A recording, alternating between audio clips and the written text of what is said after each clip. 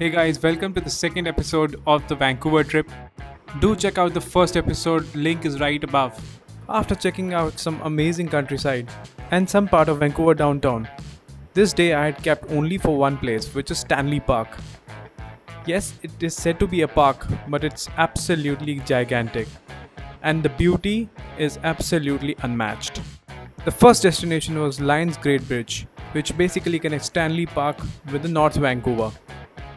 This engineering marvel and 1.8 kilometers long bridge was constructed in 1938. Checking out the fabulous view sitting amid such kind of flora and fauna was some kind of an experience in itself. If you like these pics, do check out my Instagram. And believe me, no camera can do justice to the beauty of that view. And after spending an hour in awe of those beautiful views,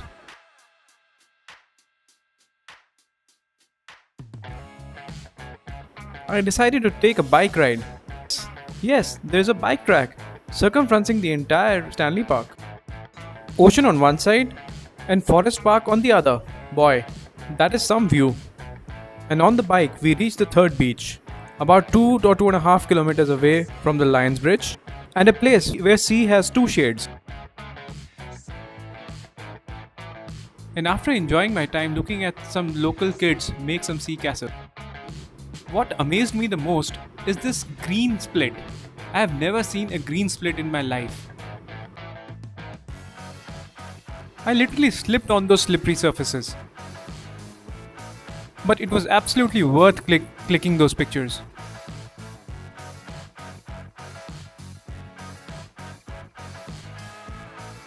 And if it is Vancouver, there has to be a seaplane flying over your head at least every 2 minutes. After chilling at the beach for some time, and before going to the Stanley Park, I checked out the University of British Columbia, one of the best in the world.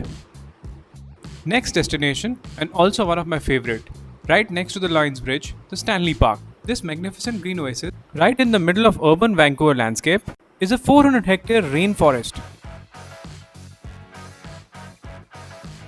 If you look the right way, you can see that the whole world is a garden. And surely it was. If you love the colors of nature, you cannot leave this place. And the next was the rainforest.